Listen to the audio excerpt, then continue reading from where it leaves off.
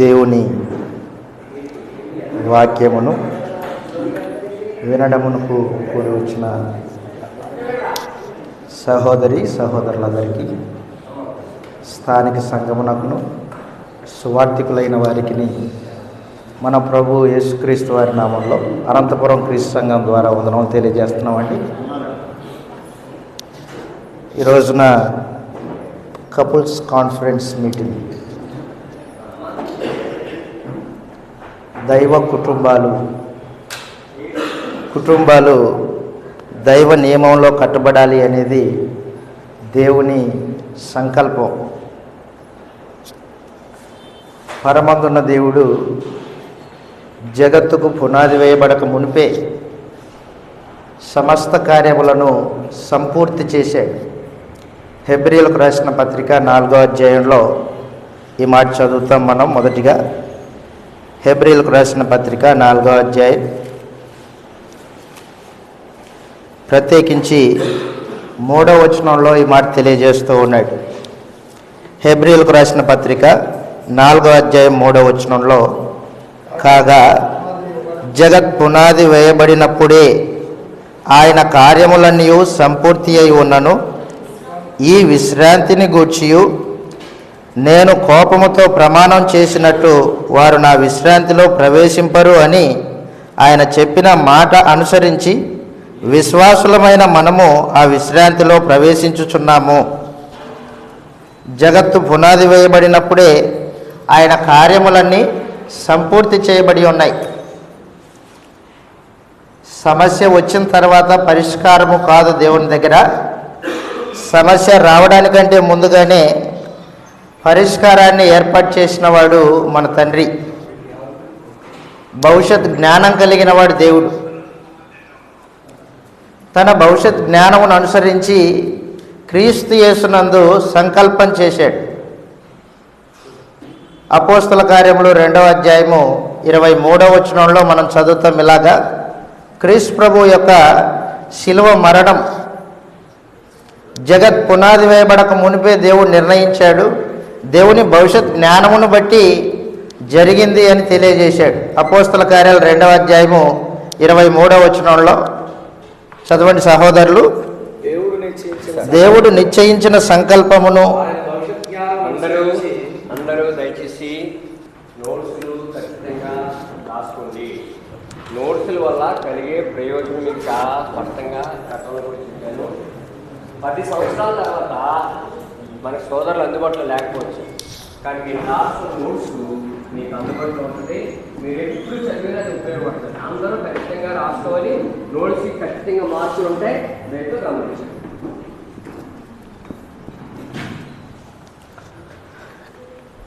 అపోస్తల కార్యంలో 2వ అధ్యాయం 23వ వచనంలో, దేవుడు నిశ్చయించిన సంకల్పం,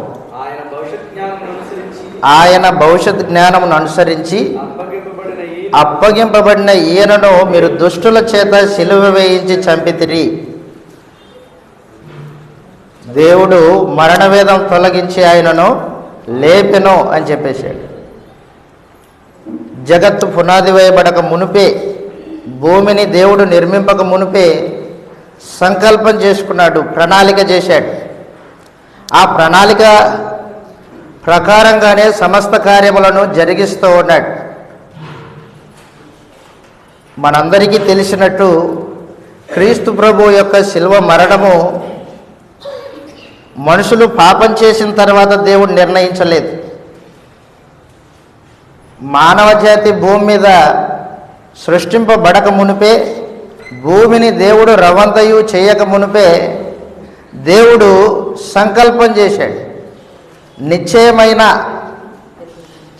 చలనం లేని శాశ్వతమైన సంకల్పం చేశాడు. ఆ సంకల్పం ప్రకారంగానే సమస్త కార్యములను జరిగిస్తూ ఉన్నాడు. ఆ సంకల్పంలోనే సంఘాన్ని ఏర్పాటు చేశాడు. క్రీస్తు ప్రభు శిలువ రక్తం చేత మనుషుల పాపముల నుండి విడిపించి,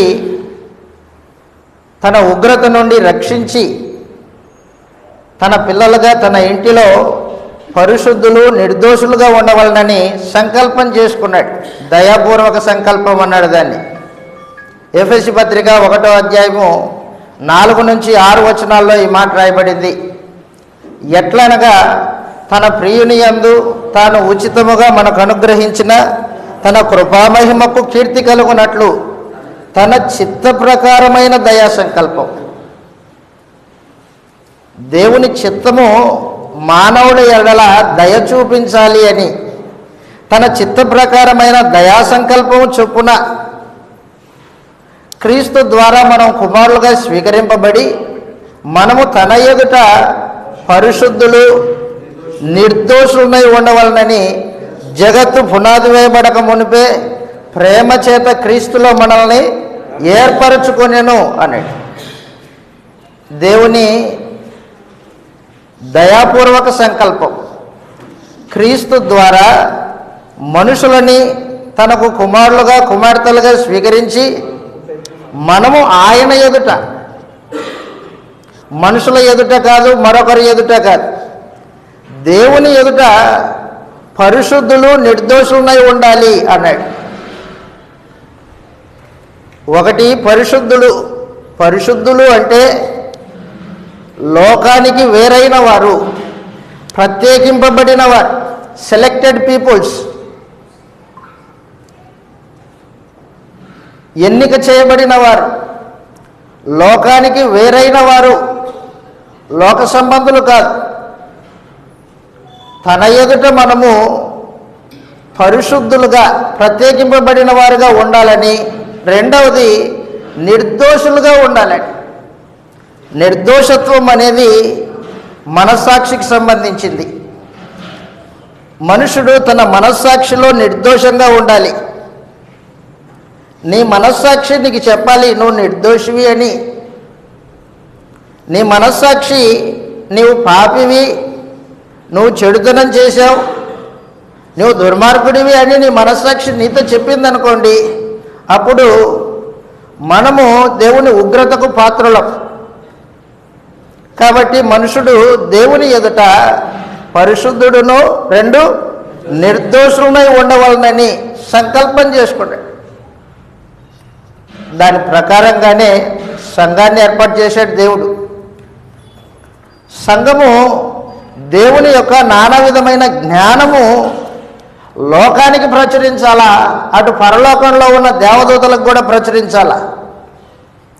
దేవదూతలు పరలోకంలో దేవునితో పాటు ఉన్నప్పటికీ, మనకంటే ముందుగా సృష్టింపబడినప్పటికీ దేవుని మనస్సు దేవదూతలకి తెలియదు.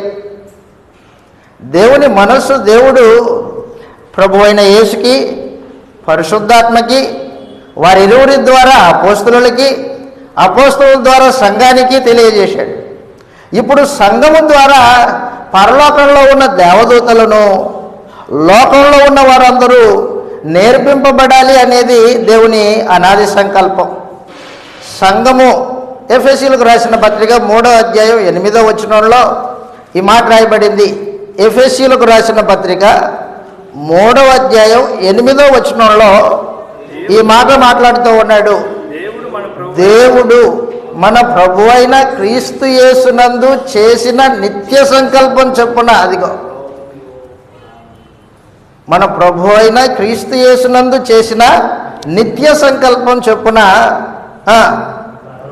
పరలోకంలో ప్రధానులకును అధికారులకును సంఘము ద్వారా, మాట అండర్లైన్ చేసుకోండి, సంఘము ద్వారా తన యొక్క నానా విధమైన జ్ఞానము ఇప్పుడు తెలియబడవలనని ఉద్దేశించి శోధింప శక్యం కాని క్రీస్తు ఐశ్వర్యమును అన్యజనులలో ప్రకటించు నిమిత్తము అల్పుడనైన నాకు ఈ బాధ్యత అప్పగింపబడిందని పౌలు గారు తెలియజేస్తున్నారు. సంఘము ద్వారా నానా విధమైన జ్ఞానం, దేవుని జ్ఞానం ఏ విధంగా మానవుని రక్షణ కొరకు ఏర్పాటు చేశాడో ఆ రక్షణ మార్గాన్ని తెలియజేసే బాధ్యత సంఘానికి ఇచ్చాడు. పూర్వము పితరుల కాలంలో, ధర్మశాస్త్ర కాలంలో దేవదూతలు మనుషులకు వచ్చి సంగతులు తెలియజేసేవాళ్ళు. ఇప్పుడు క్రొత్త నిబంధన కాలంలో దేవుడు దాన్ని రివర్స్ చేశాడు. సంఘమే దేవదూతలకి నేర్పించాలి సంగతుల్ని. మహత్తరమైన టీచర్స్ ఎవరు? సంఘం.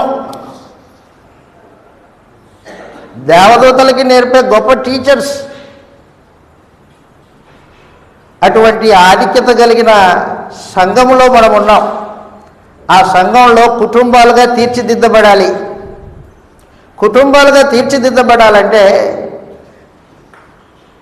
లేఖనానుసారంగా పురుషుడిగా నీ బాధ్యతలు ఎరగాలి, స్త్రీగా నీ బాధ్యతలు ఎరగాలి. మీరిరువురి యొక్క దాంపత్య జీవితాల్లో మీ పిల్లలకి బాధ్యతలు నేర్పించాలి. ఇలాగ సంఘం కుటుంబాలుగా వృద్ధి పొందినప్పుడు పరమందున దేవుడు ఆయన సంకల్పము సంపూర్తిగా నెరవేర్చబడుతుంది. ఆయన సంతోషిస్తాడు. కాబట్టి ఈ దినమున మనము కుటుంబముల గురించి నేర్చుకుంటాం. క్రైస్తవ కుటుంబం మన సబ్జెక్టు. క్రైస్తవ కుటుంబము పిల్లలను క్రీస్తు మాదిరిలో ఎలాగ పెంచాలి అనే సందేశం. నేను ఈ సబ్జెక్ట్ని 2 భాగాలుగా విభజిస్తూ ఉన్నాను. మొదటిగా క్రైస్తవ కుటుంబం అనే అంశం గురించి మాట్లాడదాం. ఆ తర్వాత క్రైస్తవ కుటుంబము పిల్లలను క్రీస్తు మాదిరిలో ఎలా పెంచాలి అనే సబ్జెక్టు మాట్లాడదాం. 2 భాగాలు. కాబట్టి దయచేసి జాగ్రత్తగా వినవలసిందిగా ప్రేమతో మీకు మనవి చేస్తూ ఉన్నాను. క్రైస్తవ కుటుంబము అని మనం మాట్లాడినప్పుడు మరలా 2 పదాల కలయిక అది. క్రైస్తవ కుటుంబము. దీన్ని మరలా విభజించాలి. క్రైస్తవ కుటుంబము అంటే దేన్నంటారు? క్రైస్తవ కుటుంబం అని దేన్నంటారు? క్రైస్తవ కుటుంబం అంటే కుటుంబంలో ఉన్న వారందరూ క్రైస్తవులై ఉండాలి. దాన్ని క్రైస్తవ కుటుంబం అంటాం. కుటుంబంలో కొందరు అన్యులుగా, మరికొందరు క్రీస్తు ప్రభు శిష్యులుగా ఉంటే దాన్ని క్రైస్తవ కుటుంబం అనరు. క్రైస్తవ కుటుంబం అంటే కుటుంబంలో ఉన్న వారందరూ క్రైస్తవులై ఉండాలి.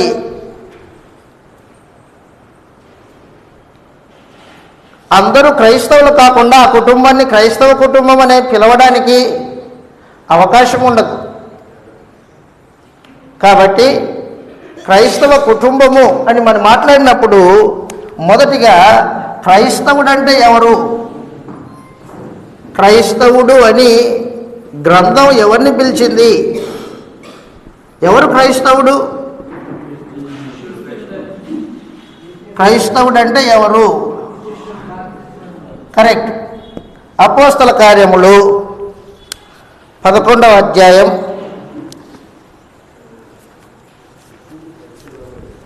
అంతియొకయలో శిష్యులు క్రైస్తవులు అనబడిరి అన్నాడు. అపోస్తల కార్యములు 11వ అధ్యాయం. ఒక వ్యక్తి శిష్యుడు కాకోకుండా క్రైస్తవుడు అవ్వడానికి అవకాశం లేదు. 26వ వచనంలో ఈ మాట రాయబడింది. వారు ఎవరు? వారు ఎవరు? వారు పౌలు, బర్నబా అపోస్తలులు. వారు కలిసి 1 సంవత్సరమంతయు సంఘములో ఉండి బహుజనములకు వాక్యమును బోధించిరి. మొట్టమొదట అంతియొకయలో శిష్యులు క్రైస్తవులు అనబడిరి. సంఘం మొదట ఎక్కడ ఏర్పాటు చేయబడింది? యెరూషలేములో కదా. మరి యెరూషలేములో ఉన్న క్రైస్తవుల్ని, శిష్యుల్ని క్రైస్తవులని గ్రంథం చెప్పాలి కదా. 2వ అధ్యాయంలో 3,000 మందితో ప్రారంభింపబడిన సంఘము అక్కడ క్రైస్తవులు అనే పేరు పరిశుద్ధాత్మ పరిచయం చేయలేదు. 3వ అధ్యాయము 4, 5, 6, 10, 11 11వ అధ్యాయానికి వచ్చిన తర్వాత అంతియొకయలో ఉన్న శిష్యులు క్రైస్తవులు అనబడిరి అన్నాడు. క్రైస్తవుడు అనే పేరు 11వ అధ్యాయంలో రివీల్ చేశాడు దేవుడు, బయలుపరిచాడు. మరి అంతకుముందు వాళ్ళు క్రైస్తవులు కాదా? క్రైస్తవులే. అయితే వారిలో కొన్ని లోపాలు ఉన్నాయి. లోపాలు ఉన్నాయి. ఏంటి లోపం? భాషా భేదం ఉంది వారి మధ్యలో. ఎక్కడ? యెరూషలేము సంఘంలో భాషా భేదం ఉంది. హెబ్రీ భాష మాట్లాడే క్రైస్తవులని, గ్రీకు భాష మాట్లాడే వాళ్ళు తక్కువ చూపు చూసి వారిని చిన్న చూపు చూస్తున్నారు. 6వ అధ్యాయం మొదటి 2 వచనాలు, అపోస్తల కార్యాలు 6వ అధ్యాయం మొదటి 2 వచనాల్లో ఈ మాట రాయబడింది. ఆ దినములలో శిష్యుల సంఖ్య విస్తరించినప్పుడు అనుదిన పరిచర్యలో తమలోని విధవరాండ్రను చిన్న చూపు చూస్తున్నారంట. భేదాలు కలిగింది. భేదాభిప్రాయాలు కలిగిన వాళ్ళు క్రైస్తవులు కాదు. భేదాలతో మనస్సుని నింపుకున్నవాడు క్రైస్తవుడు కాదు. దేవుడు ఏ భేదము లేని సమాజాన్ని క్రీస్తు యేసునందు నిర్మించాలని సంకల్పించుకున్నాడు. ఏ విధమైన భేదాలు ఉండకూడదు, ఏ విధమైన తారతమ్యాలు లేని సమాజం క్రీస్తు సంఘం. చదవండి 2వ వచనంలో, 6వ అధ్యాయం 2వ వచనం. అప్పుడు 12 అపోస్తలులు తమ యొద్దకు శిష్యులను పిలిచి దేవుని వాక్యం బోధించుట మాని ఆహారం పంచిపెట్టుట సబబు కాదని ఆలోచన చేసుకొని మీలో 7 మందిని ఏర్పాటు చేసుకోండి. వారి ద్వారా భోజన భాగాలు మీకు పంచబడతాయి. మేము ప్రార్థన చేయుట యందును వాక్యం ప్రకటించుట యందును ఎడతెగక ఉంటాము అని చెప్పేశారు. కాబట్టి భేదాలు కలిగిన వాళ్ళు క్రైస్తవులని పిలువబడలేదు గ్రంథంలో. ఏ విధమైన భేదం లేని సమాజము అంత్యొకయలో అన్యజనుల ప్రాంతంలో ఏర్పాటు చేయబడింది. అక్కడ శిష్యులు క్రైస్తవులు అనబడింది. ఎవరు క్రైస్తవులు అంటే క్రీస్తు ప్రభు యొక్క శిష్యులు. ఒకడు యేసు ప్రభుకి శిష్యుడు కాకోకుండా క్రైస్తవుడు కాలేడు. మరలా ప్రశ్న, శిష్యులు ఎవరు? లూకాసు వార్త 14వ అధ్యాయంలో యేసు ప్రభు తనకు శిష్యులుగా ఉండడానికి కొన్ని అర్హతలు జారీ చేశాడు. లూకాసు వార్త 14వ అధ్యాయం, లూకాసు వార్త 14వ అధ్యాయము ప్రత్యేకించి 25వ వచనం నుండి ఈ మాటలు రాయబడ్డాయి. బహుజన సమూహములు ఆయనను వెంబడిస్తూ ఉన్నారు. ఆ జన సమూహాన్ని చూచి యేసు ప్రభు సంతోషపడలేదు. అరే, ఇంతమంది నాకు ఫాలోయింగ్ ఉన్నారే, ఇంతమంది వెంబడిస్తున్నారే అని ప్రభు అయిన యేసు సంతోషించలేదు. కానీ అంటున్నాడు, ఇప్పుడు ఆ జన సమూహమును చూచి వెనక్కి తిరిగి చూశాడు. ఇప్పుడు చెప్తున్నాడు, ఎవడైనను నా యొద్దకు వచ్చి తన తండ్రిని, తల్లిని, భార్యను, పిల్లలను, అన్నదమ్ములను, అక్క చెల్లెలను, తన ప్రాణమును సహా ద్వేషింపకుంటే నా శిష్యుడు కానేరడు. భౌతికమైన బాంధవ్యాల కంటే ఎక్కువగా నన్ను ప్రేమించాలి అని చెప్పాడు. భౌతికమైన బాంధవ్యాలు, నీ రక్త సంబంధం, నీ తల్లి, తండ్రి, అన్నదమ్ములు, అక్క చెల్లెలు, నీ భార్య, పిల్లలు, వారందరికంటే ఎక్కువగా నన్ను ప్రేమించాలి. మొట్టమొదటి క్వాలిఫికేషన్ చెప్పాడు. క్రీస్తు ప్రభుకి శిష్యుడిగా ఉండాలని తీర్మానం చేసుకొని వచ్చేవాళ్ళు మొట్టమొదటిగా భౌతికమైన బాంధవ్యాల కంటే ఎక్కువగా క్రీస్తునే ప్రేమిస్తాను అని తీర్మానం చేసుకొని రావాలి. నా బంధువుల మాటల కంటే, నా తల్లిదండ్రుల మాటల కంటే యేసు ప్రభు మాటయే నాకు శాసనమై ఉంది. ఆయన మాట ఏంట? ప్రేమించడం అంటే, యేసుప్రభుని ప్రేమించడం అంటే, లోకంలో మనుషులు ఏం చేశారంటే ఫోటో పెట్టి ఫోటోకి దండేసి యేసుప్రభుని ప్రేమిస్తున్నాం అంటాడు. లేదా ఇలాంటి చర్చ్ బిల్డింగ్కి ఏదో ఫ్యానో ఏదో వసతులకి తగ్గట్టు ఇచ్చి డబ్బులు ఇచ్చి యేసుప్రభుని ప్రేమిస్తున్నాం అంటాడు. యేసుప్రభుని ప్రేమించడం అంటే అది కాదు. యేసుప్రభుని ప్రేమించడం అంటే ఆయన మాటను గైకొనాలి. యోహాను సువార్త 14వ అధ్యాయం 15వ వచనంలో ఈ మాట రాయబడింది. నీ ప్రేమ ప్రభువు మాట ప్రకారంగా ఉండాలి. అది సమాచారం. యోహాను సువార్త 14వ అధ్యాయం 15వ వచనంలో మీరు నన్ను ప్రేమించిన ఎడల ఆజ్ఞలు గైకొనాలి. అది సమాచారం. ఆజ్ఞలను గైకొనేవాడు యేసు ప్రభువును ప్రేమించినట్టు.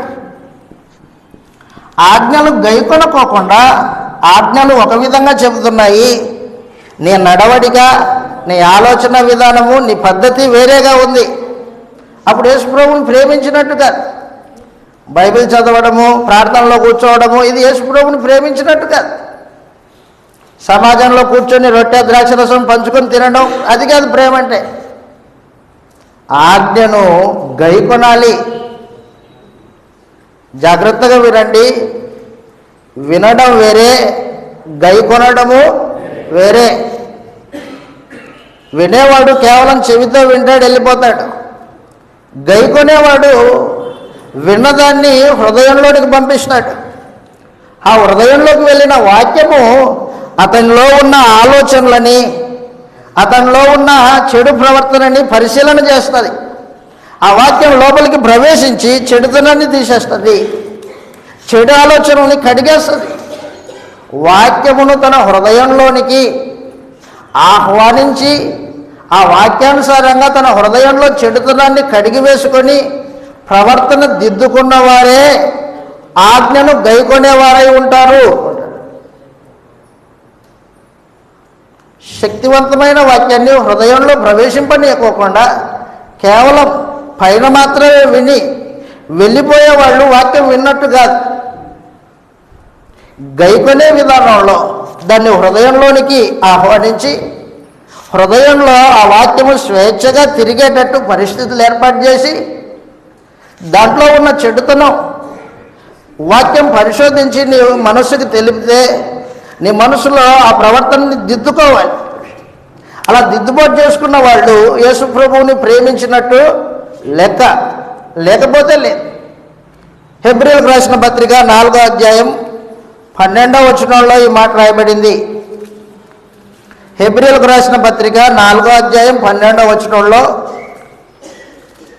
దేవుని వాక్యానికి ఉన్న శక్తి, అది మానవ హృదయంలో జరిగించే పరిశోధన ఎలాంటిదో తెలియజేసేటి పరిశుద్ధాత్మ. ఎందుకనగా దేవుని వాక్యము సజీవమై, దేవుని వాక్యము సజీవమై బలం గలదై రెండంచులు గల ఖడ్గము కంటే, ఎటువంటి ఖడ్గము కంటే వాడిగా ఉండి ప్రాణమును ఆత్మలను కీళ్లను మూలుగును విభజించినంత మట్టుకు దూరుచు హృదయం యొక్క తలంపులను ఆలోచనలను పరిశోధించుతూ ఉన్నది. అది వాక్యం. యేసు ప్రభువును ప్రేమించడం అంటే నీ వాక్యము నీ హృదయంలో ప్రవేశించి ఆ హృదయంలో ఉన్న ఆలోచనలు, చెడు ఆలోచనలు అయితే వాటిని బయటికి పంపించేస్తుంది. నీవు పంపించాలి దాన్ని.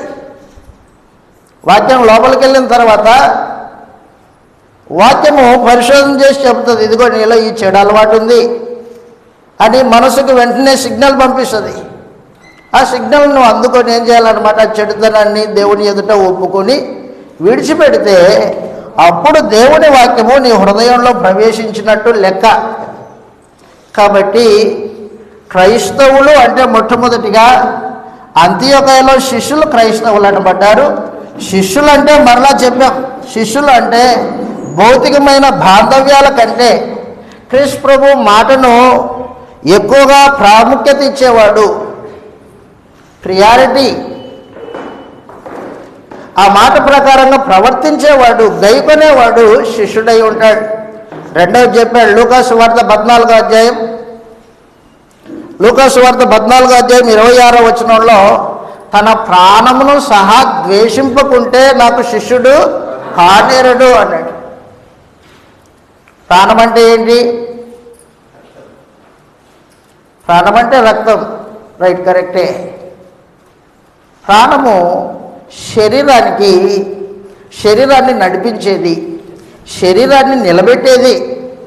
ప్రాణం లేకపోతే శరీరము కింద పడిపోతుంది, కదలికలు ఉండవు దానికి.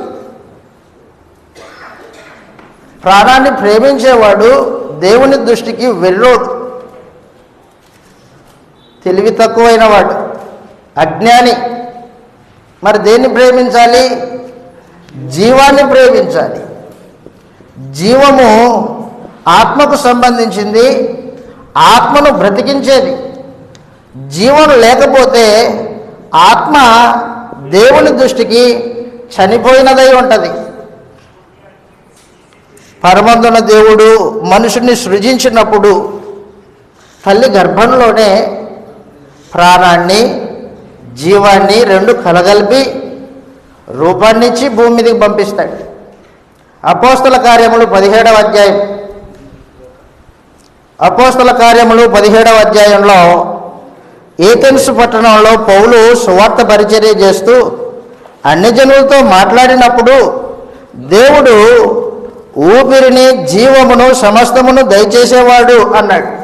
అపోస్తల కార్యములు 17వ అధ్యాయం ప్రత్యేకించి 24వ వచనం నుండి చదువుతాం. జగత్తును అందలి సమస్తమును, అపోస్తల కార్యములు 17వ అధ్యాయం 24వ వచనం. జగత్తును అందలి సమస్తమును నిర్మించిన దేవుడు తానే ఆకాశానికి భూమికి ప్రభువై ఉన్నందున హస్తకృతములైన ఆలయాలలో నివసింపడు. ఆయన అందరికీ జీవమును, ఊపిరిని దయచేసేవాడు అన్నాడు. జీవము ఆత్మకు సంబంధించింది, ఊపిరి శరీరానికి సంబంధించింది. మనుషుడు శరీరాన్ని ప్రేమించకూడదు. శరీరాన్ని ప్రేమించేవాడు క్రీస్తు ప్రభు యొక్క శిష్యుడిగా ఉండడానికి అవకాశము లేదు. క్రైస్తవుడు అనగానే ఆత్మ సంబంధమైన సంగతుల మీద మనసు పెట్టుకున్నవాడు. శరీరాన్ని ప్రేమించేవాడు క్రైస్తవుడు కాదు, ప్రాణాన్ని ప్రేమించేవాడు క్రైస్తవుడు కాదు. కానీ ఈ రోజున అనేక మంది క్రైస్తవుడని చెప్పుకుంటాడు, శరీరానికి ఏ దెబ్బ తగలకుండా చూసుకుంటాడు. ఏ కొంచెం మలక, ఏ కొంచెం గీత పడకూడదు దానికి. అయ్యో అయ్యో అయ్యో ఇంత పెద్ద దెబ్బ తగిలిందే అంటాడు.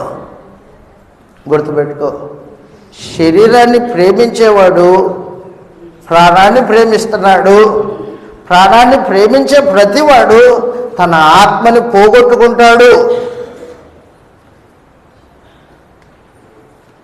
క్రైస్తవుడు ప్రాణాన్ని ప్రేమించడు, జీవాన్ని ప్రేమిస్తాడు.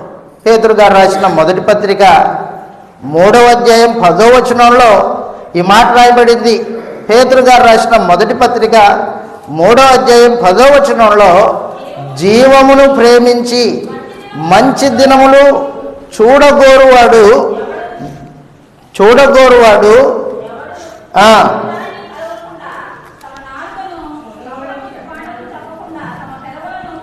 కాచుకున్నవాడు, జీవమును ప్రేమించేవాడు కావాలి. నేను మిమ్మల్ని అడుగుతున్నాను, జీవం అంటే ఏంటి? దాన్ని ప్రేమిద్దాం. జీవం అంటే ఏంటండి? జీవం అంటే ఏంటి? ఆత్మకు సంబంధించింది, కరెక్ట్. అదంటే ఏంటి అసలు? ఎక్కడ ఉంటుంది అది? దాన్ని ప్రేమిద్దాం, తెచ్చుకుందాం. జీవము దేవునితో సమాధానము. జీవం అంటే దేవునితో సమాధానం. తల్లి గర్భంలో ఉన్నప్పుడే దేవుడు మనకి జీవమును ప్రసాదించాడు. జకరియా గ్రంథం 12వ అధ్యాయం 1వ వచనం చదివితే దేవుడు ఈ భూమికి పునాదులు వేసాడని, జీవాత్మను మనుషుని అంతరంగంలో నిర్మిస్తున్నాడని తెలియజేశాడు. చదువుతాం, అక్కడ రాయబడింది జకర్యా గ్రంథం 12వ అధ్యాయం 1వ వచనంలో ఈ మాట తెలియజేస్తూ ఉన్నాడు ప్రవక్త. దేవోక్తి ఇశ్రాయేల్ గూర్చి వచ్చిన యెహోవా వాక్కు ఆకాశ మండలాన్ని విశాలపరిచి భూమికి పునాదులు వేసి మనుషుల అంతరంగంలో జీవాత్మను సృజించి యెహోవా, అదిగో జీవంతో కూడిన ఆత్మని మానవ అంతరంగాల్లో నిర్మిస్తున్నాడు దేవుడు. అదృశ్యమైంది, అదృశ్యమైన ఆత్మ బ్రతికుండాలంటే జీవం ఉండాలి దానికి. ఆదాముని కలగజేసినప్పుడు కూడా దేవుడు నేలమంటి నుండి నరుని నిర్మించి వాని నాసిక రంధ్రముల గుండా జీవ వాయువును ఊదగా నరుడు జీవాత్మాయను అన్నాడు. ఆదికాండం 2:7లో. ప్రాణం వేరే, జీవం వేరే. ప్రాణం శరీరానికి సంబంధించింది, జీవము ఆత్మకు సంబంధించింది. పుట్టిన బిడ్డ దేవునితో సమాధానం కలిగిన వాడై పుడతాడు. సమాధానం ఉంది. సమాధానం కలిగిన ఈ బిడ్డ జీవంలో ఉన్నాడు. సజీవుడైన దేవునితో సహవాసం ఉంది.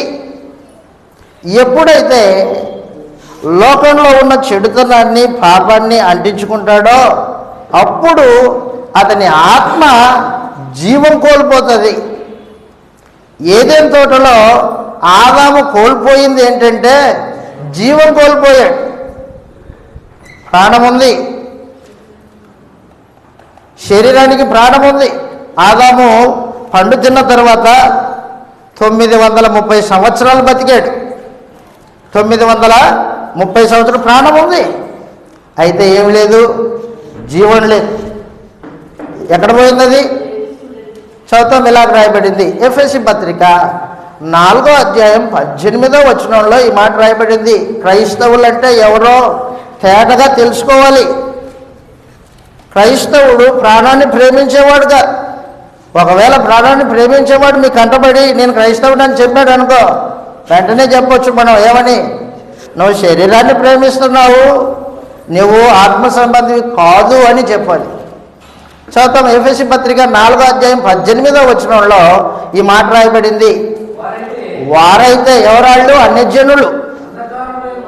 వారైతే అంధకారమైన మనసు గలవారై హృదయ కఠినత్వం వలన తమలో ఉన్న అజ్ఞానం చేత దేవుని వలన కలుగు, అదిగో దేవుని వలన కలుగు జీవంలో నుండి వేరు చేయబడ్డారు. జీవం పోయిన వాళ్ళకి, జీవం పోయినవాడు ఆత్మ సంబంధంగా చనిపోయినవాడు. దాన్నే ఆత్మ సంబంధంగా మరణం అన్నాడు. బైబిల్లో రాయబడిన మరణము ఏదైనా తోటలో ఆదాముకి చెప్పిన ఆ మరణము అది భౌతికమైనది కాదు, ఆత్మ సంబంధమైందే. ఏదైనా తోటలో ఆదాము జీవం కలిగిన వాడై దేవునితో సమాధానం కలిగిన వాడై ఏదైనా తోటలో దైవ సహవాసంలో నిలిచినవాడు. దేవుడు ప్రతి చల్లపూట ఆదాముతో మాట్లాడడానికి, సహవాసం చేయడానికి వచ్చాడు. ఆదాము దేవునితో సహవాసం చేస్తున్నాడు. ఎందుకు? జీవం కలిగిన వాడు సజీవుడైన దేవునితో సహవాసం ఉంటుంది. దేవుడు చెప్పాడు, సజీవులకే దేవుణ్ణి కానీ మృతులకు నేను దేవుణ్ణి కాదు. కాబట్టి ఆదాము వాళ్ళు సజీవులు, దేవుని యొక్క స్వరూపము పోలికలో నిర్మింపబడిన వారు. దైవ సహవాసానికి ఉద్దేశించి దేవుడు మానవ జాతిని సృజించాడు. జీవముంది ఆదాముకి. అయితే ఎప్పుడైతే ఆజ్ఞను అతిక్రమించాడో, నిబంధనలు మీరాడో అప్పుడు జీవం కోల్పోయాడు. జీవం కోల్పోయిన తర్వాత దైవ సహవాసాన్ని ఆటోమేటిక్గా కోల్పోయాడు. ఏదైనా తోటలో నుంచి ఆదాము వాళ్ళని ఇద్దరిని దేవుడు గెంటేశాడు. వారి కోసమే కదా సృష్టిని చేశాడు, వారి కోసమే కదా ఏదైనా తోట యొక్క వాతావరణాన్ని పెట్టాడు, వారినే కదా దేవుడు ఆశీర్వదించాడు. అవును, వారినే. మరి ఏం జరిగింది? ఇప్పుడు నిబంధన మీరారు, జీవం కోల్పోయారు. దేవుని వలన కలుగు జీవంలో నుండి వేరు చేయబడ్డాడు. జీవాన్ని కోల్పోయిన వాడు క్రైస్తవుడు కాదు, సజీవుడు కాదు. పాపం వలన మనుషుడు జీవాన్ని కోల్పోతాడు, దైవ సహవాసం కోల్పోతాడు, సమాధానం కోల్పోతాడు.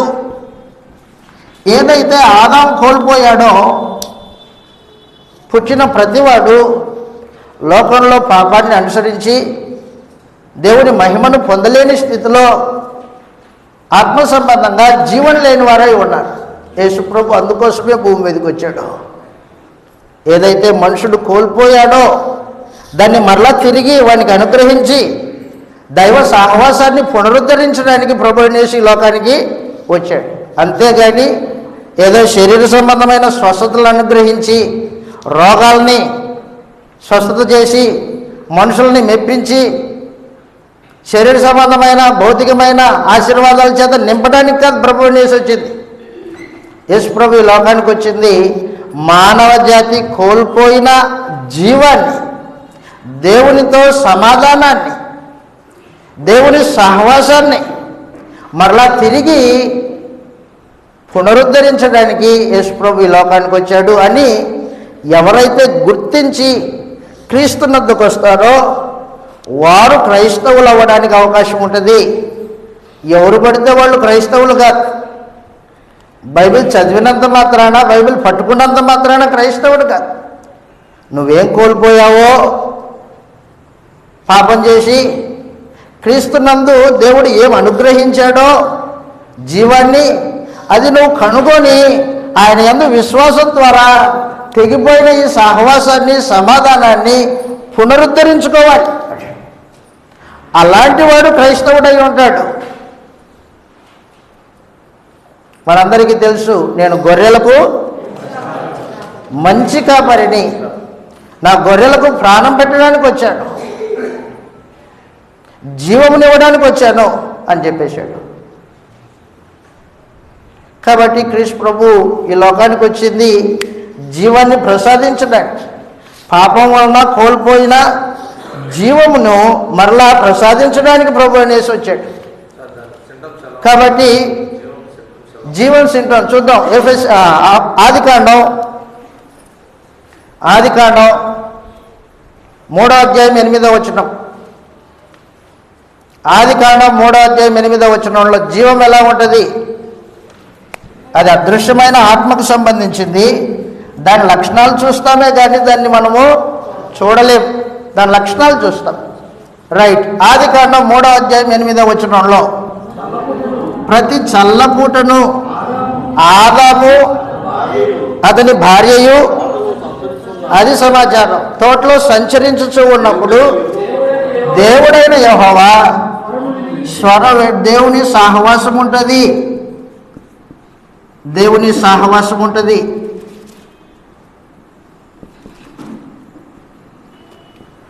దేవునితో సమాధానం ఉంటుంది. రెండవది, జీవం నీలో ఉంటే దేవునితో సమాధానం ఉంటుంది. సమాధానం, నీ బిడ్డ నీ ఎదుట పాపం చేశాడు, తప్పు చేశాడు. తప్పు చేసిన వాడు రే ఏంటది అనగానే భయపడి దగ్గరికి రాడు. మనస్సాక్షిలో తాను తప్పు చేశాననే భావన అతనికి ఉంటుంది, అందుకు రాడు. అదే తప్పు చేయలేదనుకో, ఏం జాన్ అన్నావు అనుకో, ఏం డాడీ చెప్పు డాడీ అంటాడు. ఎందుకు? దోషం అతని మనస్సాక్షిలో లేదు. నిర్భయంగా ఉంటాడు. మనస్సాక్షి నిర్దోషంగా ఉంటుంది. సజీవం ఉంటే పిలిస్తే పలుకుతాడు వెంటనే. చెప్పు డాడీ ఏం పరిస్థితి అంటాడు. నువ్వు చేసింది ఏంటి? తెలుసు డాడీ నేను చేసింది కరెక్టే. కరెక్ట్ చేస్తే కరెక్ట్ అని చెప్తుంది మనస్సాక్షి. దోషం చేస్తే దోషం చేసావని చెప్తుంది. మనస్సాక్షి నిర్దోషంగా ఉండి దేవునితో సమాధానం కలిగి ఉండడాన్ని అది జీవం చేసే కార్యక్రమం అన్నమాట. నీ మనస్సాక్షి నిర్దోషంగా ఉంటుంది. ఏదైనా తోటలో ఆదాము అవ్వలు దేవునితో సహవాసం కలిగి ఉన్నారు, దేవునితో సమాధానం ఉంది, ఏ భయం లేదు ఆదాముకి. పిలిస్తే వెంటనే వెళ్తాడు దేవుడి సముఖానికి. అయితే ఇప్పుడు పండు తిన్న తర్వాత ఆదాముని దేవుడు పిలిచాడు. ఆదాము నువ్వు ఎక్కడున్నావు అన్నాడు. భయం వచ్చినప్పుడే వెంటనే భయం వచ్చి, అయ్యా నువ్వు పిలిచినప్పుడు నేను చెట్టు దగ్గర దాచిపెట్టుకున్నాను, దిగంబరినై ఉన్నాను అన్నాడు. అప్పుడు దేవుడు సూటిగా అడిగాడు, నీవు దిగంబరివని నీకు తెలిపినవాడు ఎవడు అన్నాడు. నువ్వు దిగంబరివని నీకు ఎవడు తెలిపాడు? అసలు మనస్సాక్షి చెబుతుంది లోపల. కాబట్టి మనస్సాక్షిలో దోషారోపణ లేని స్థితి దేవునితో సమాధానం. అది ఆ సమాధానాన్ని కలగజేసేది జీవం. మనస్సాక్షి దోషారోపణ కలిగిన వాడు దేవుడి సముఖానికి ధైర్యంగా రాలేడు, భయపడుతున్నాడు లోపల. కాబట్టి మనస్సాక్షి నిర్దోషంగా పెట్టుకున్నవాడు జీవం కలిగిన వాడై దేవునితో సమాధానం ఉంటుంది. హెబ్రీయులకు రాసిన పత్రిక మనస్సాక్షి నిర్దోషం, రోమీయులకు రాసిన పత్రిక 2వ అధ్యాయం జీవం ఏం కార్యక్రమాలు జరిగిస్తుంది. 2వ అధ్యాయం రోమీయులకు రాసిన పత్రిక 2వ అధ్యాయం ప్రత్యేకించి 14-15 వచనాల్లో ఈ మాట రాయబడింది.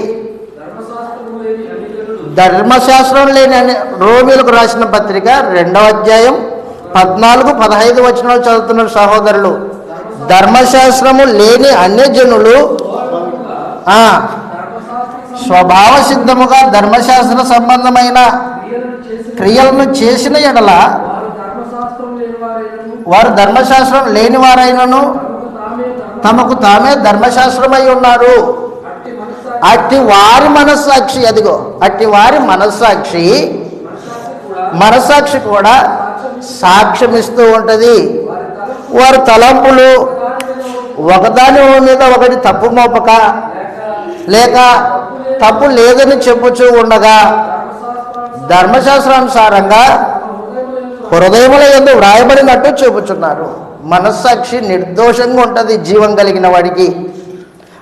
మనస్సాక్షి దోషారోపణ కింద ఉంటాడు జీవాన్ని కోల్పోయినవాడు. అది వ్యత్యాసం.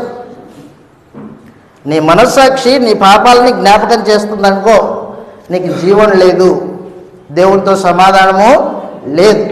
నీ మనస్సాక్షి నిర్దోషంగా ఉంది, నిర్మలంగా ఉంది, అప్పుడు దేవునితో సమాధానం ఉన్నట్టు లెక్క. ఆదాము పండు తిన్న తర్వాత మనస్సాక్షి దోషభరితమైంది, దేవుని సముఖానికి రాలేకపోయాడు, భయపడుతూ చెట్టు వెనకాల దాచిపెట్టుకున్నాడు. దేవుడు కృపా మహదైశ్వర్యం కలిగినవాడు. అలాంటి పాపి ఆదాముకి తన మనస్సాక్షి యొక్క దోషారోపణ నుండి విడిపించడానికి దేవుడు ఒక అవకాశం ఇచ్చాడు, మారుమనసు విషయమైన అవకాశం ఇచ్చాడు. ఆదాము నువ్వు ఎక్కడున్నావు అని అడిగాడు. దేవుడికి తెలియదా ఎక్కడున్నాడు ఆదాము? ఆయన కన్నులకి మరుగైనది ఏది ఉంది? ఎవడు ఆయన ఎదురు దాచిపెట్టుకోగలడు? అయితే దేవుడు ఆదాము యొక్క విశ్వాసతని, నమ్మకత్వాన్ని పరీక్షించడానికి ఆ ప్రశ్న వేశాడు. చూద్దాం అతడు తన తప్పిదాన్ని ఒప్పుకుంటాడో లేదో. మారుమనసు విషయమైన అవకాశాన్ని ఇచ్చాడు ఆదాముకి. అయితే ఆదాము ఆ అవకాశాన్ని కాలదన్నాడు. మారుమనసు పొందడానికి దేవుడు అవకాశం ఇస్తే దాన్ని తిరస్కరించాడు. రొమ్ములో పాపాన్ని కప్పుకున్నాడంట. కాబట్టి పాపమును రొమ్ములో కప్పుకున్నవాడు మనస్సాక్షి దోషారోపణ కింద ఉంటాడు. వాడికి దేవునితో సమాధానం ఉండదు. సమాధానం లేనివాడు జీవం లేనివాడై ఉంటాడు. అయితే క్రైస్తవులు ఎవరు కదా మనం ఆలోచన చేస్తుంది. క్రైస్తవులు కృష్ణప్రభు యొక్క శిష్యులు. వాళ్ళు ప్రాణాన్ని ప్రేమించేవాళ్ళు కాదు, జీవాన్ని ప్రేమించేవాళ్ళు. దేవుడు క్రీస్తు యేసునందు విశ్వాసం ఉంచిన వారి మనస్సాక్షిలో పాప దోషాన్ని కడిగేశాడు మొత్తం. ఎవరైతే మనస్సాక్షిలో దోషారోపణ లేని స్థితిని కలిగి ఉంటారో వారు క్రైస్తవులు. చదువుతాం, ఇలాగ రాయబడింది. హెబ్రీలకు రాసిన పత్రిక 10వ అధ్యాయం 21వ వచనంలో 22వ వచనంలో ఈ మాట రాయబడింది. హెబ్రీలకు రాసిన పత్రిక, క్రైస్తవుడు అంటే అండి బైబిల్ పట్టుకుంటాడు, ఆ నోట్బుక్ ఉంటుంది, రాసుకుంటాడు వాక్యం, ఇది కాదు. అంతరంగంలో నెమ్మది కలిగిన వాడు, మనస్సాక్షిలో నిర్దోషత్వం కలిగిన వాడు, క్రీస్తు ప్రభు రక్తం చేత మనస్సాక్షిని శుద్ధి చేసుకున్నవాడు. హెబ్రీలకు రాసిన పత్రిక 10వ అధ్యాయం 21, 22వ వచనంలో దేవుని ఇంటి పైన ఇటు ప్రధాన యాజకుడు మనకున్నాడు కనుక అదిగో మనస్సాక్షికి కల్మషం తోచకుండునట్లు ప్రోక్షింపబడిన హృదయం. మనస్సాక్షిలో కల్మషం లేకుండా, మనస్సాక్షిలో కల్మషం ఉన్నవాడు జీవం లేనివాడు, సమాధానం లేదు దేవునితో. మనస్సాక్షికి కల్మషం తోచకుండా ప్రోక్షింపబడిన హృదయం. ఈ ప్రోక్షణ క్రీస్తు ప్రభు రక్తం చేత జరిగిన ప్రోక్షణ. బాప్తిస్మంలో మనస్సాక్షిని పరమందున్న దేవుడు శుద్ధి చేస్తాడు. నేను మిమ్మల్ని అడుగుతున్నాను, మీరు బాప్తిసం పొందారా? అదేంటండి మేము బాప్తిసం పొందాం కదా, మీకు తెలియదా? నాకు తెలుసు. అయితే మనస్సాక్షిలో దోషారోపణ క్రీస్తు రక్తం చేత కడగబడితేనే నువ్వు బాప్తిసం పొందినట్టు లెక్క. అది నీకే అర్థమవుతుంది. నీ మనస్సాక్షిలో దోషారోపణ ఉందో లేదో అనేది నీకు తెలుస్తుంది, సువార్థికునికి తెలియదు. ఇచ్చిన సువార్థికుడికి, బాప్తిసం ఇచ్చిన సువార్థికి తెలియదు. అది నీకి నీ దేవుడికి మధ్య తెలిసిన సంగతి. అది పేతురు గారు రాసిన మొదటి పత్రిక 3వ అధ్యాయం 21వ వచనంలో ఈ మాట రాయబడింది. దానికి పేతురు గారు రాసిన మొదటి పత్రిక 3వ అధ్యాయం 21వ వచనంలో దానికి సాదృశ్యమైన దేనికి ప్రశ్న. ఆ రోజున నోవహు జలప్రలయంలో ఓడ ద్వారా ఆ నీళ్లలో బాప్తిస్మం తీసుకున్నాడట. నీళ్ళ ద్వారా రక్షింపబడ్డారు 8 మంది. అది వారికి బాప్తిస్మం అంట. దానికి సాదృశ్యమైన బాప్తిస్మం మనల్ని ఇప్పుడు రక్షించుచూ ఉన్నది అన్నాడు. అదేంటంటే శరీర మాలిన్యాలను కడిగి వేసుకున్నట్టు కాదు, కానీ యేసుక్రీస్తు పునరుత్థాన మూలముగా దేవుని విషయమై మనస్సాక్షినిచ్చు ప్రత్యుత్తరమే. నిర్మలమైన మనస్సాక్షి ఇచ్చు ప్రత్యుత్తరమే. నేను రక్షింపబడ్డానా లేదా ఇంకొకరిని అడగద్దు. నువ్వు బాప్తిసం పొందావా లేదా నీ సువార్థికుడికి తెలుసు, నీకు తెలుసు, నీ కుటుంబానికి తెలుసు, సంఘానికి తెలుసు. అయితే నీ మనస్సాక్షి నిర్దోషంగా ఉందా, దోషభరితమై ఉందా అనేది అది నీకు నీ దేవుడికి మాత్రమే తెలుస్తుంది. మనస్సాక్షిలో రక్త ప్రోక్షణ కలిగి దోషారోపణ కడిగివేయబడిన వాడు క్రైస్తవుడు. శరీర మాలిన్యాన్ని తీసివేయడానికి కాదు బాప్తిసం అనే కార్యక్రమాన్ని దేవుడు ఏర్పాటు చేసింది, బురద కడుక్కోవడానికి కాదు. నీ మనస్సాక్షిలో ఉన్న పాప జీవిత అనుభవం, దాని భరితమైన దోషారోపణ నేరం, అది క్రీస్తు రక్తంలో కడిగివేయబడుతుంది.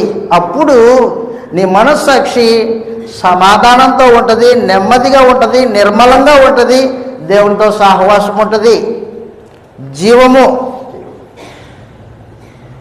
క్రీస్తు ప్రభు ఆ జీవాన్ని ప్రసాదించడానికి భూమి మీదకి వచ్చాడు.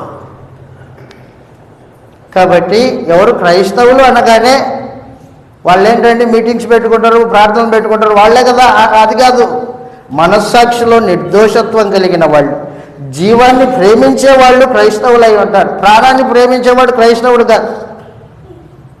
క్రైస్తవ గుంపులో ఉండొచ్చు, కానీ దేవుడు మాత్రం అంగీకరించడు. నేను మూడో పాయింట్కి వెళ్తున్నాను. క్రైస్తవుడు అంటే ఒకటి భౌతికమైన బాంధవ్యాల కంటే ఆత్మ సంబంధంగా క్రీస్తు ప్రభు యొక్క ఆజ్ఞను గైకొనేవాడే క్రైస్తవుడు. 2, జీవాన్ని ప్రేమించేవాడు క్రైస్తవుడై ఉంటాడు. మనస్సాక్షిలో నిర్దోషత్వం కలిగిన వాడు క్రైస్తవుడై ఉంటాడు. 3వ సమాచారం, ఎవరు క్రైస్తవులంటే తమ బాధ్యతలను భుజాల మీద మోసుకొని యేసు ప్రభువుని వెంబడించేవాడు క్రైస్తవుడవుతాడు. బాధ్యతలను విడిచిపెట్టి బైబిల్ పట్టుకొని గాలికి తిరిగేవాడు సువార్త పేరిట క్రైస్తవుడు కాదు. లూకా సువార్త 14వ అధ్యాయం 27వ వచనంలో ప్రభు అయిన యేసు తెలియజేశాడు, ఎవడైనను తన శిలువనెత్తుకొని నన్ను వెంబడింపకపోతే వాడు నాకు శిష్యుడు కాదు, పాత్రుడు కాదు అన్నాడు. శిలువ క్రీస్తు ప్రభువుకే కాదు, ప్రతి వారికి శిలువ ఉంది. అవి బాధ్యతలు. నువ్వు కుటుంబంలో వ్యక్తివైతే కుటుంబాన్ని కూర్చున్న బాధ్యత నీకుంది. బాధ్యతలను పక్కన పెట్టి తిరిగేవాడు క్రీస్తు ప్రభు శిష్యుడిగా ఉండడానికి పనికిరాడు. దేవుని పేరు అని చెప్పుకొని బాధ్యతలను విస్మరించి బతికేవాడు క్రైస్తవుడు కాదు. హానోకు ఉన్నాడు, మనందరికీ తెలుసు. పితరుల కాలంలో హానోకు తన కుటుంబాన్ని కుటుంబంగా నడిపించుకుంటూ దేవునితో సహవాసము ఎడతెగకుండా 300 సంవత్సరాలు నడిచాడంట దేవుడితో పాటు. కుటుంబ బాధ్యతలు కుటుంబ బాధ్యతలే, దైవ సహవాసము దైవ సహవాసమే. దానిని దైవ సహవాసం కొరకు కుటుంబ బాధ్యతలను విస్మరించిన వాడు కాదు. అలాంటి వాడు భక్తుడు కాదు. ఆ మాటకు వస్తే భక్తుడు కాదు. ఆదికాండము 5వ అధ్యాయం, ఆదికాండం 5వ అధ్యాయంలో ప్రత్యేకించి పితరుల కాలంలో భక్తిపరుడైన హానోకును గూర్చి పరిశుద్ధాత్మ తెలియజేస్తూ ఉన్నాడు. 5వ అధ్యాయం 23వ వచనంలో హానోకు దినములన్నీ 365 ఏళ్ళు. హానోకు దేవునితో నడిచిన తరువాత దేవుడు అతన్ని తీసుకొని పోయాను గనక అతడు లేకపోయాను. కుటుంబం కుటుంబమే, దైవ సహవాసం దైవ సహవాసమే. కుటుంబాన్ని దైవ సహవాసానికి మధ్యలో తీసుకొచ్చి అయా నేను ప్రార్థన రాలేకపోతున్నాను, నా కుటుంబ పరిస్థితి ఇది అని చెప్పొద్దు. నీ కుటుంబ బాధ్యతలు ఉంటాయి, అయితే వాటిని క్రమమైన విధానంలో నెరవేర్చుకుంటూ దైవ సహవాసానికి ప్రాముఖ్యతనిచ్చి నడవాలి. క్రైస్తవ జీవితం అది. కుటుంబ బాధ్యతల్ని సాకుగా చెప్పి రాలేను అనేవాడు నాగటి మీద చేయి పెట్టి వెనక్కి తిరిగి చూసిన వాడితో సమానం. లూకా సువార్త 9వ అధ్యాయం, ప్రభువా నీ వెంట వస్తాను, అయితే నా ఇంటి వాళ్ళతో నేను సెలవడికి వస్తానయా అన్నాడు. చదువుతాం ఇలా రాయబడింది. లూకా సువార్త 9వ అధ్యాయము ప్రత్యేకించి 9వ అధ్యాయం 61వ వచనం నుండి చదువుతాం. 61వ వచనంలో మరి ఒకడు ప్రభువా నీ వెంట వచ్చేదను. లూకా సువార్త 9వ అధ్యాయం 61వ వచనం, ప్రభువా నీ వెంట వచ్చేదను కానీ నా ఇంటనున్న వారి యొద్ద సెలవు తీసుకొని వస్తాను అని అడిగాడు. నా ఇంట సెలవుడికి వస్తానయా, ఇంటోళ్ళని అడిగొస్తాను, నన్ను వెంబడించడానికి నీ ఇంటి మీద సాకు చెప్పొద్దు. అలాగైతే నువ్వు రానక్కర్లా, వద్దు, అవసరం లేదు. నాగటి మీద చెయ్యి పెట్టి వెనక్కి చూసేవాడు నాకు పాత్రుడు, అది సమాచారం. కాబట్టి ప్రియులారా, మీకు నేను తెలియజేస్తున్న సందేశం ఏంటంటే, క్రైస్తవ కుటుంబంలో మొట్టమొదటిగా ఇంటిల్లి పాదు క్రైస్తవులై ఉండాలి. క్రైస్తవుడు అనగానే ఏదో బైబిల్ పట్టుకుంటే క్రైస్తవుడు కాదు. క్రైస్తవుడు అంటే భౌతికమైన బాంధవ్యాల కంటే క్రీస్తు ప్రభు మాటకి ప్రాముఖ్యత ఇచ్చేవాడు. 2, తన ప్రాణం కంటే ఆత్మ సంబంధమైన జీవమును ప్రేమించేవాడు. 3, తను శిలువను ఎత్తుకొని యేసు ప్రభువుని వెంబడించేవాడై ఉండాలి. ఇంటిల్లిపాది అలాంటి వ్యక్తులు అయితే ఆ కుటుంబం క్రైస్తవ కుటుంబం అనబడుతుంది దేవుని దృష్టిలో. అలాంటి కుటుంబాలు కలిస్తే సంఘం. ఆ సంఘము క్రీస్తు ప్రభు యొక్క ఔన్నత్యాన్ని లోకానికి దేవదూతలకి తెలియజేసే దేవుని సంకల్పం. దాంట్లో భాగమే ఈ బైబిల్ తరగతులు మనందరికీ తెలుసు. అయితే క్రైస్తవుడు అంటే 4వ విషయాన్ని చెప్తాను మీకు. క్రైస్తవుడు అంటే లూకాసు వార్త 9వ అధ్యాయం 14వ అధ్యాయం. క్రైస్తవుడు అంటే లూకాసు వార్త 14వ అధ్యాయం. ప్రత్యేకించి 33వ వచనం నుండి చదువుతాం.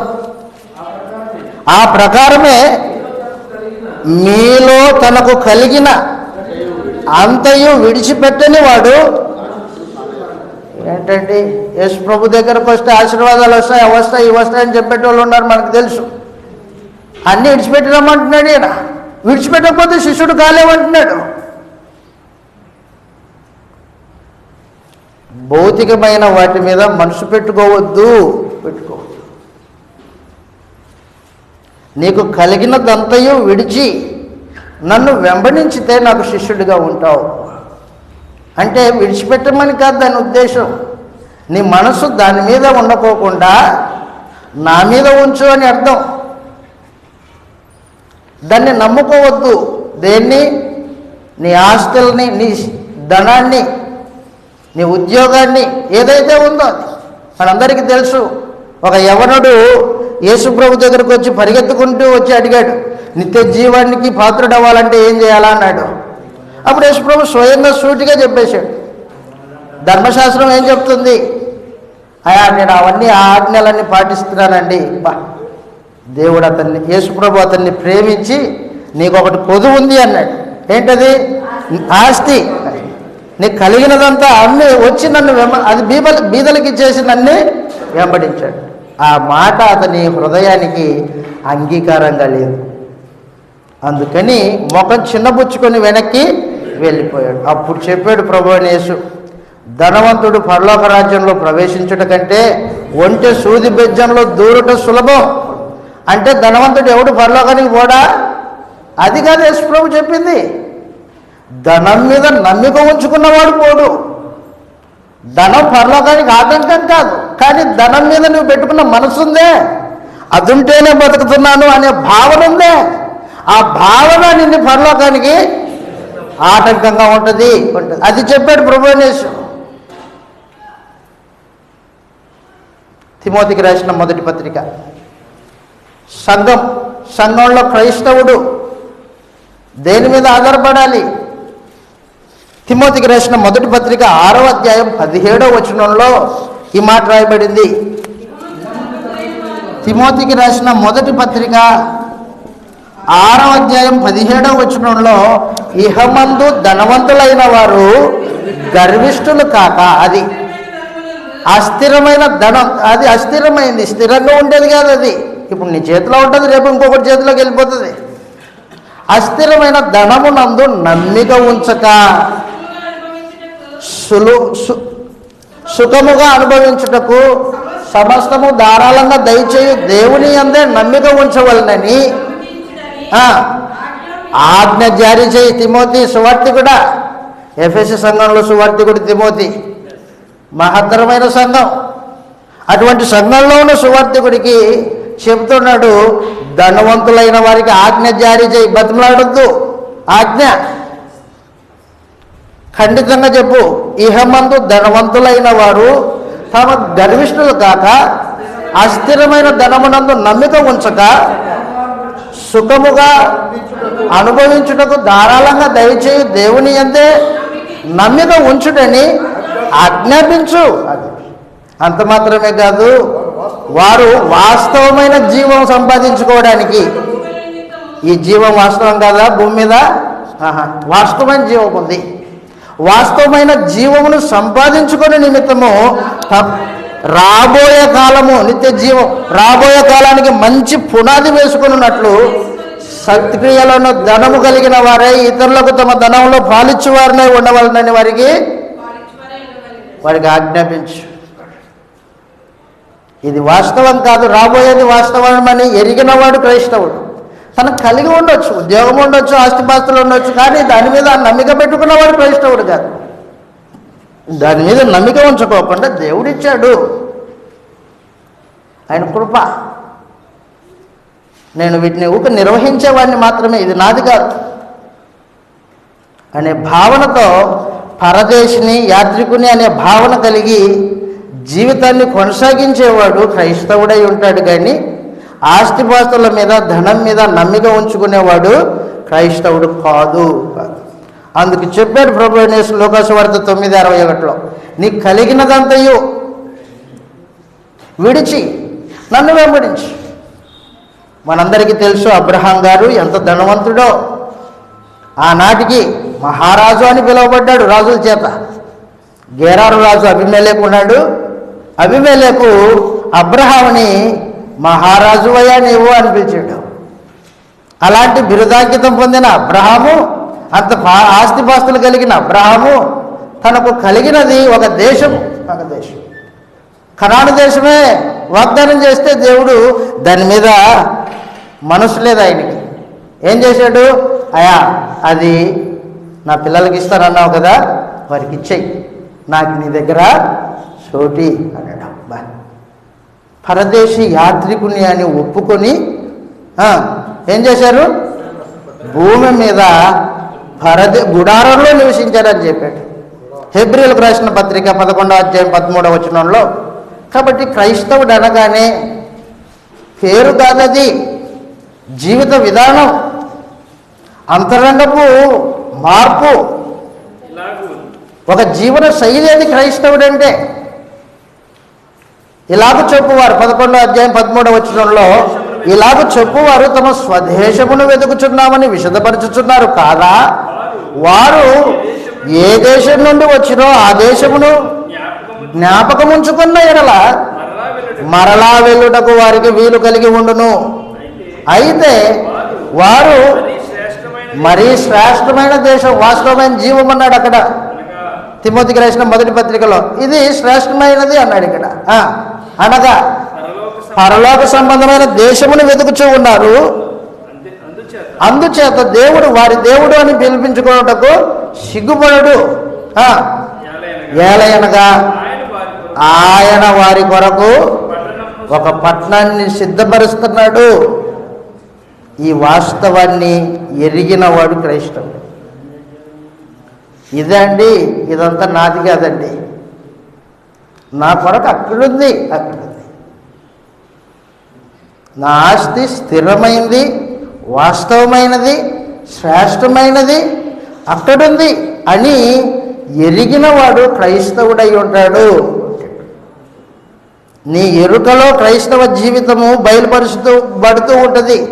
నువ్వు ఏం ఎరిగావు, ఏం జీవిస్తున్నావు అనే దాని మీద ఆధారపడుతుంది క్రైస్తవ్యం. కాబట్టి క్రైస్తవ కుటుంబం అనగానే మేమండి భార్య భర్తలమండి, మాకు పిల్లలు ఉన్నారు, వాళ్ళకి పెళ్ళిళ్ళు చేసాం, మాది కుటుంబం అండి, క్రైస్తవం BCC సర్టిఫికేట్ ఉందండి, ఇది కాదు. దేవుని కోణంలో ఆత్మ సంబంధమైన భావాలు కలిగి లేఖనానుసారంగా అంతరంగంలో పరదేశివి, యాత్రికుని అనే భావన నీకు ఉండాలి. వాస్తవమైన జీవం ఉంది. సత్క్రియలు అనే ధనం కలిగి ఉండాలి. ఏంటి సత్క్రియలు అంటే? అక్కరగల వానికి పంచిపెట్టే బుద్ధి, తమ ధనంలో ఇతరులకి పాలిచ్చేవారినై ఉండాలి. నీ ఇబ్బంది ఉంది కదా, తెలిసింది, నాకు తెలిసింది, ఇదిగో ఇది ఉంచుకో, అప్పు కాదు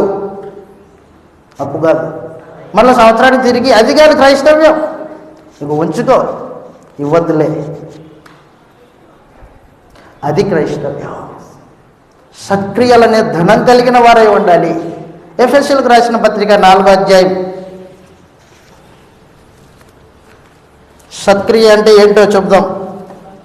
ఎఫెసీయులకు రాసిన పత్రిక 4వ ప్రత్యేకించి 4వ 27-28 చదువుతాం. అపవాదికి చోటు, ధనానికి, ధనం మీద ప్రాముఖ్యత పెట్టుకున్నవాడు అపవాదికి చోటిస్తాడు. అపవాదికి చోటియకుడి దొంగిలివాడు ఇక మీదట దొంగిలక అక్కరగలవానికి పంచిపెట్టుటకు వీలు కలుగు నిమిత్తము తన చేతులతో మంచి పనులు చేయుచు కష్టపడాలి అన్నట్టు. నీ కష్టపడే తత్వం కూడా చెప్పాడు. నువ్వు కష్టపడేటప్పుడు ఏ ఆలోచన ఉండాలి నీకు? అక్కర గలవానికి పంచిపెట్టే వీలు నాకు కలిగి ఉండాలి, అందుకు కష్టపడుతున్నా నేను. నా బిడ్డల కోసం కష్టపడుతున్నా, నా భార్య కోసం కష్టపడుతున్నా, నా బంధువుల కోసం ఈ ఉద్యోగం చేస్తున్నా. అటువంటి భావన క్రైస్తవుడికి ఉండకూడదు. ఎందుకంటే మనం క్రీస్తు యేసులోనికి బాప్తిసం పొందినప్పుడే మనము చనిపోయాం. మనం చనిపోయాం. క్రీస్తు యేసు మన కొరకు చనిపోయాడని మనం నమ్మి బాప్తిసం పొందినప్పుడే ఆయనతో పాటు సిలువేయబడ్డాం, ఆయనతో పాటు సమాధి చేయబడ్డాం, ఆయనతో పాటు 3వ దినమున తిరిగి లేపబడ్డాం. అది బాప్తిస్మం. బాప్తిస్మం అనే భావన అంతరంగంలో లేకపోతే నువ్వు క్రైస్తవుడిగా బతకలేవు, సత్క్రియలు చేయలేవు. నేను చనిపోయాను క్రీస్తుతో పాటు, ఆయనతో పాటు సమాధి చేయబడ్డా. నా పాత బుద్ధి, నా ప్రాచీన స్వభావం ఆయనతో పాటు నేను సిలువేశాను. ఇక బతికే బతుకు నా కోసం కాదు, ఎవరి కోసం? నా కొరకు తను తాను అప్పగించుకొనిన క్రీస్తు కోసమే. ఇలాంటి అంతరంగపు నిర్ణయం కలిగిన వారు క్రైస్తవులు. కొరింథీయులకు రాసిన 2వ పత్రిక 5వ అధ్యాయం 14వ వచనంలో ఈ మాట తెలియజేస్తున్నాడు. కాబట్టి ప్రియులారా, ఎవరిని పడితే వాళ్ళని క్రైస్తవులు అనొద్దు. కొరింథీయులకు రాసిన 2వ పత్రిక 5వ అధ్యాయం 14వ వచనం సార్. 14వ వచనంలో క్రీస్తు ప్రేమ మమ్మల్ని క్రీస్తు బలవంతం చేస్తున్నాడా? క్రీస్తు ప్రేమ బలవంతం చేస్తుందా? అది ఆయన యొక్క స్వభావం. ఆయన స్వభావము నాలో ప్రవేశించింది. బాప్తిసం పొందినప్పుడు నీలో ప్రవేశించింది. క్రీస్తుని ధరించుకున్నాం మనం. కనబడాల్సింది మన పాత మనిషి కాదు, క్రీస్తు కనిపించాడు. క్రీస్తు ఎక్కడ కనిపిస్తాడు? నీ స్వభావంలో, సత్క్రియల రూపంలో. చదువు అక్కడ అంటున్నాడు, క్రీస్తు ప్రేమ మమ్మల్ని బలవంతం చేస్తుంది. ఏలయనగా జీవించువారు ఇక మీదట తమ కోసం కాక తమ నిమిత్తము మృతి పొంది తిరిగి లేచిన వాని కొరకే జీవించవలనని నిశ్చయించుకొనుచున్నాం కదా. క్రైస్తవుడంటే క్రీస్తు ప్రేమ చేత బలవంతం పెట్టబడి క్రీస్తు వలె బ్రతకడానికి, క్రీస్తు కోసమే బ్రతకడానికి తీర్మానం చేసుకున్నవాడు క్రైస్తవుడు. అందుకని క్రీస్తు ప్రేమ చేత నడిపింపబడుతూ క్రీస్తు లాంటి ప్రేమ చూపిస్తాడు సహోదరుడికి. కలిగి ఉన్న దాని మీద మనసు ఉండదు. నాకు కలిగి ఉన్న దానికంటే నా సహోదరుని యొక్క అక్కర నాకు అవసరత. అక్కర గలవానికి పంచిపెట్టే బుద్ధి కలిగి పనిచేస్తున్నాను. సత్క్రియ. ఇలాంటి వాడు క్రైస్తవుడు. ఉన్నవి విడిచి క్రీస్తు ప్రభు కోసం జీవితాన్ని కొనసాగించేవాడు. ఇలా కాకపోతే మనం క్రైస్తవులని చెప్పుకొని నిత్య జీవానికి మనమే మోసగించున్న వాళ్ళమవుతాం. మనమే మోసపోతున్నాం. వాళ్ళు ఎవరో అన్యజనులు అండి, వాళ్ళకి యేసు ప్రభు తెలియదండి, వాళ్ళు నరకానికేనండి, వాళ్ళు కాదు. ఎరిగామని చెప్పుకుంటూ భౌతికమైన వాటి మీద మనసు పెట్టుకొని బతుకుతున్నామే, మనం మోసపోతుంది.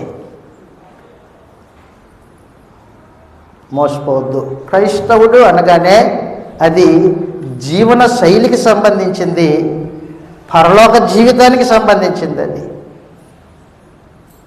మనం చనిపోయాం.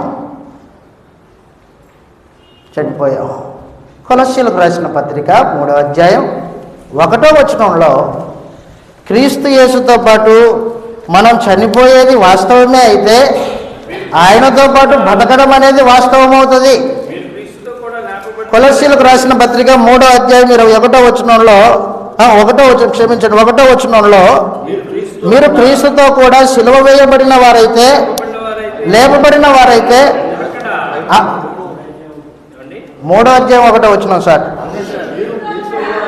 మీరు క్రీస్తు కూడా లేపబడిన వారైతే పైనున్న వాటిని వెతుకుడి, అక్కడ క్రీస్తు దేవుడు కుడిపార్శ్వమున ఆసీనుడై ఉన్నాడు.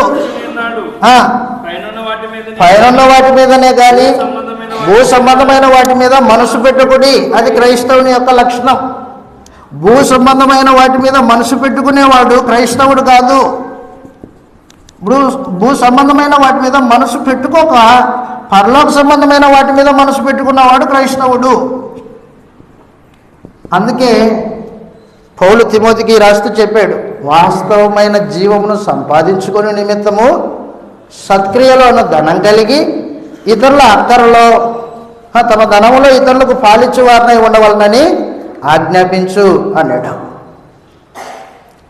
హెబ్రీయులండి, హెబ్రీయులు మొదటి శతాబ్దంలో ధర్మశాస్త్రం నుండి క్రీస్తు వైపుకు, కొత్త నిబంధన వైపుకు వచ్చారు. బాప్తిస్మం పొందారు, అపోస్తలుల బోధన నమ్మారు. పరదేశులు యాత్రికులం అనే భావన అంతరంగంలో కలిగిన వాళ్ళు ఏం చేశారంటే ఆరంభంలో మహత్తరమైన కార్యక్రమాన్ని జరిగించారు. హెబ్రీయులకు రాసిన పత్రిక 10వ అధ్యాయం. క్రైస్తవునికి జీవితంలో గుర్తులు ఉంటాయి. ఈ గుర్తులు మనకేమైనా ఉన్నాయా? అయితే మనం క్రైస్తవులమే. ఆ గుర్తులు లేదనుకోండి, క్రైస్తవులు కాదు. హెబ్రీయులకు రాసిన పత్రిక 10వ అధ్యాయంలో ఈ మాటలు తెలియజేస్తూ ఉన్నాడు హెబ్రీ రచయిత. హెబ్రీయులకు రాసిన పత్రిక 10వ అధ్యాయం, 10వ అధ్యాయము ప్రత్యేకించి 32వ వచనంలో ఈ మాట రాయబడింది. అయితే మీరు వెలిగింపబడిన మీదట శ్రమలతో కూడిన గొప్ప పోరాటము, శ్రమలతో కూడిన గొప్ప పోరాటం సహించిన పూర్వపు దినములు జ్ఞాపకం తెచ్చుకొనుడి. ఒక విధంగా చూచితే మీరు నిందలు బాధలు అనుభవించుట చేత 10 మందిలో ఆరడిపడితిరి.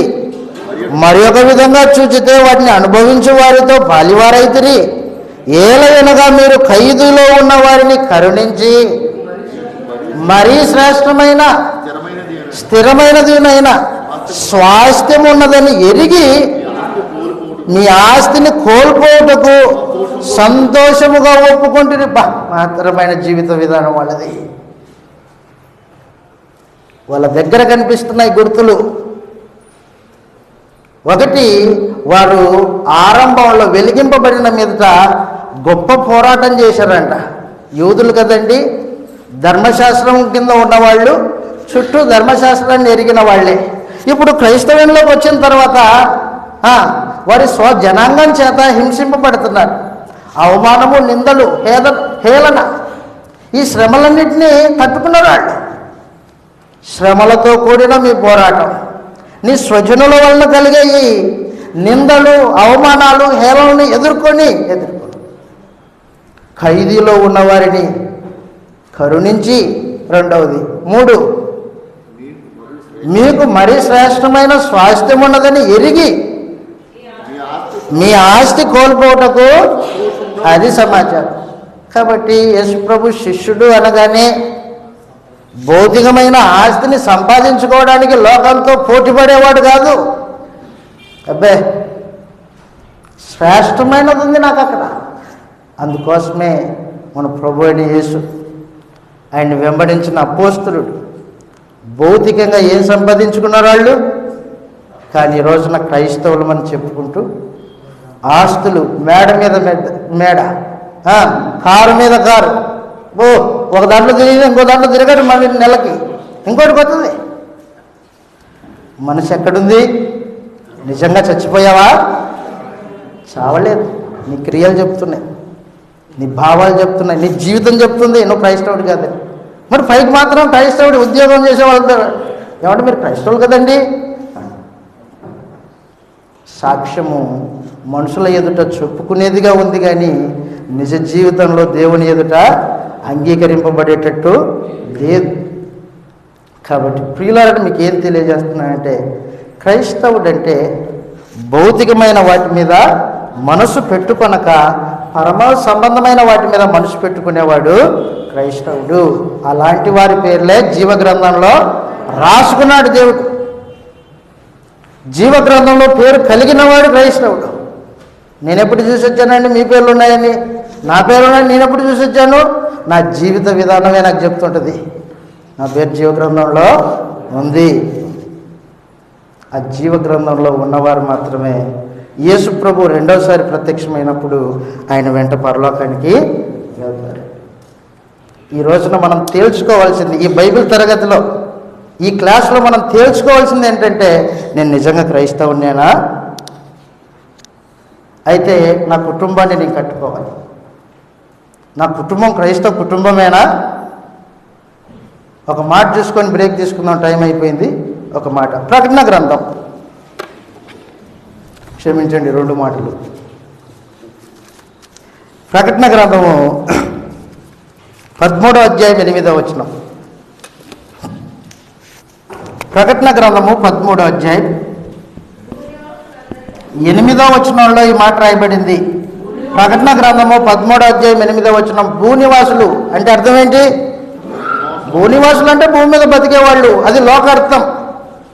లోకం చెప్పే నిర్వచనం అది. లోకం ఇచ్చే భావం అది. భూనివాసులు అంటే భూమి మీద బతికేవాళ్ళు.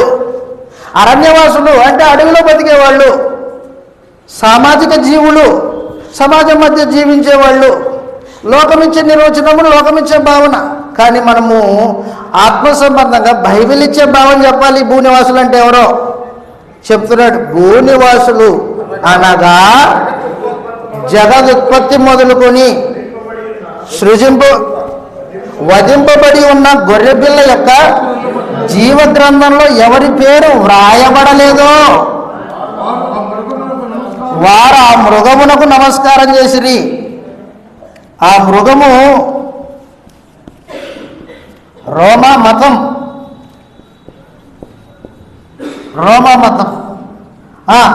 ఆ మృగమునకు నమస్కారం చేసిరి. ఎవడైనాను చెవి గలవాడైతే విను కాక, ఎవరైతే ఈ లోకం యొక్క మతాలతో సాంగత్యం కలిగి ఉంటారో, సహవాసం కలిగి ఉంటారో, వాళ్ళు ఆ మృగంతో కలిసిన వాళ్ళు, వాళ్ళ పేర్లు జీవగ్రంథంలో లేవు. వాళ్ళు భూనివాసులు.